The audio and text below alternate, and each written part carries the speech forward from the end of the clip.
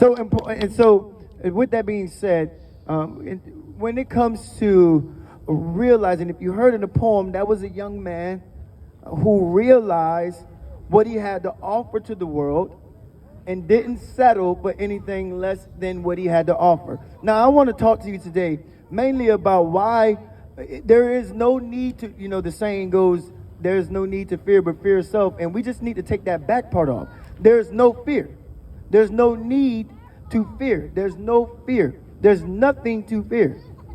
There is nothing to fear because all things are working in your favor, right? When we live in a society, and whatever your beliefs are, I'm not going to go deep into spirituality, political, whatever they are, whatever your beliefs are, anything could manifest itself from a pure heart. Anything could manifest itself from a pure heart. Meaning, if your intentions are good, if you believe in it wholeheartedly, that's why there's a scripture, a passage in the Bible that says, "Forgive them, Father, for they know not what they do." Why punish people for what they don't know? Why punish people for being ignorant of not knowing who they are or not knowing what they don't know? We don't know what we don't know, right? And so there's no need, there's no punishment for not knowing. So how that works for you in your favor, how that works for you on your side is there's no need to know. There's no need to know what it is that needs to be known in order to go out there and dream big and live that dream. There's no need to know what you don't know. The unfolding happens purely in your favor. The unfolding for us, the intention, that when we give it that pure intention, the unfoldment happens when we go blindly. The unfoldment happens because that's when we're actually growing and learning. We're growing because we're going without knowing. So everything is learned. Everything is a new experience. Everything that we get that happens to us on that journey is a new knowing. And so it's okay to have your own beliefs about whatever, political, spiritual, whatever your beliefs are. If your heart is pure in that, we never thought we would see a black president, right? But somebody did. Somebody thought that. Obama himself thought that there could be a black president, but we on the outside of that thinking had no idea or didn't think that there could be a black president in this country, or at least in our lifetime. And so it's important for us to be dreamers of our own reality, because then our reality begins to unfold, or our reality begins to show up exactly how we see it. You see, and they say that without no vision, the people perish. And this is true. When you have no vision, when you cannot see, there's a such thing called sight when we see out here, and then you have insight when you see in here. And so it's important to have insight over sight. You could be a blind man, but have insight. And if you got insights, we got the story of Stevie Wonder, insight. We got the story of Ray Charles, insight. We got the story of Helen Keller, insight. This is where things start to come to work in our favor, and things start to happen the way we designed them, the way we see them through insight. And so when we believe inwardly, when we believe in here, then the things begin to unfold for us the way we desire it. And so that's why the pledge goes that it doesn't matter who hates. When Barack Obama was running for president, he had a lot of haters. We know this.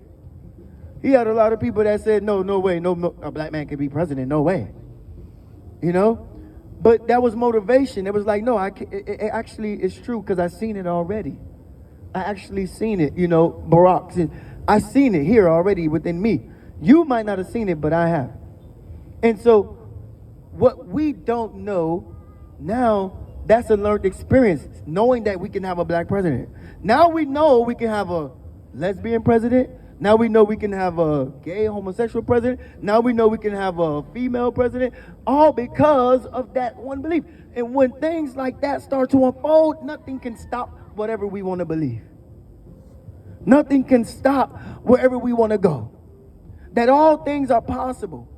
That all things are true to those who live in that truth with a pure heart. And so there is no such thing as it can't happen here. What do you mean? It can't happen here. What does that do? Make sense of that. Make sense of it can't happen here. Because before you say can't, you have to say can. You understand what I'm saying? So the C-A-N comes before the T. And so it can happen. It will happen. And it shall happen for you the way you see it happening. And so therefore we can step our foot forward with a knowing, a new knowing now. Right? We can step our foot forward with this new knowing, this new beautiful knowing. And that is, regardless of what the circumstances outside of us look like. I'm going to do I hope that you got a little bit more time with me, because I'm going to take you into a very powerful, deep meditation. And I really want you to go here with me. So I'm going to hurry up and shut up real quick, but I have to say this. This knowing, this realization is, and I would love for Kirsten to play the bowls behind this meditation, because it's going to, when you leave here out of this meditation, I can promise you, you're going to feel like an alien being abducted. You're going to feel like you're going back to the mothership, I'm telling you. So, and then if you don't mind, I want to top that off. The cherry on top of that is with another poem that ties the whole experience in together. Because that's the experience I offer, right? And I really want to give you that full experience. So, but let me say this last point and move on to the meditation and get you prepared. So when we have this new knowing, nothing is unfathomable. So there is no, I can't see that. No, how can you say that if you don't see it? I can't see that. Yeah, you actually just saw it when you said I can't see it. And so nothing is unfathomable. Nothing is without being seen. Nothing is without being known. Whatever it is, we can think as far-fetched as we may want to think it is. It's not far-fetched. If you can fetch it, you can catch it. That's the reality. If you can fetch it, you can catch it. You just have to have the audacity to fetch it. Do you have the audacity to fetch a belief that you just couldn't imagine? Do you have the audacity to do that? And then dare try and go catch it. If you fetch that belief with a pure heart, with good intent, and you really move in that direction, beloved, guarantee you, nothing will get in the way of it. I don't care who it is, what it is. There will be no obstacles for you. You just have to believe it more purely than anybody else believe it. And you have to believe it with the purest intent, meaning I believe it wholeheartedly, but the intent, I'm actually going to go out there and go after it.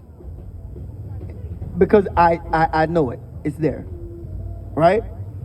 So, I'm glad you got that message. I want to do a meditation with you. I'm going to take you into this meditation. Please, Kirsten, I would love for your beautiful singing bowls to come with this. I'm going to move a little bit more forward. And what I want to do is get you still. I'm not going to go fast.